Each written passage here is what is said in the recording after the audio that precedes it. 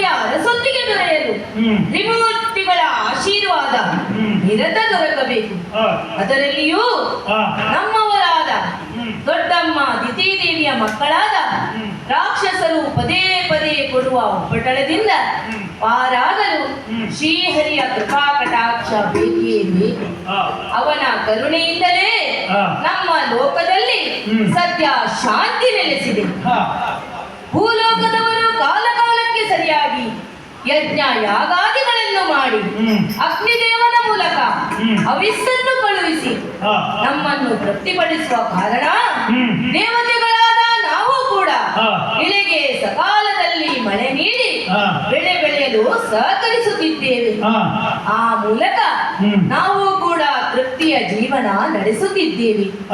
ಎಂದಿನಂತೆ ಒಟ್ಟೋಲಗ ಸಭೆ ಸೇರಿ ಆಸನಾರೂಢನಾಗಿದ್ದೇನೆ.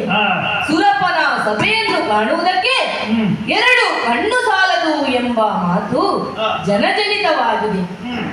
ಮುನಿವರುಗಳಾದ ವಸಿಷ್ಠರು, ರಘು ಮಹರ್ಷಿಗಳು, ಪರಾಶರರು, ಗಾದಿ ಮುನಿಗಳು, ಭಾರದ್ವಾಜರು, ಮುನಿ ವಿಶ್ವಾಮಿತ್ರರು ಹಾಗೂ ಅಷ್ಟದಿಕ್ಪಾಲಕರು ಈ ಸಭೆಯಲ್ಲಿ ಉಪಸ್ಥಿತರಿದ್ದಾರೆ.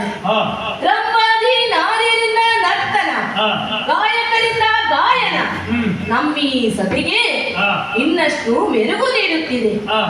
ಆದರೆ ಈ ಸಮಯದಲ್ಲಿ ನನ್ನ ಅಂತರ್ಯದಲ್ಲಿ ಯಾವುದೋ ಒಂದು ತರದ ದುಗುಡ ಹಾಗೂ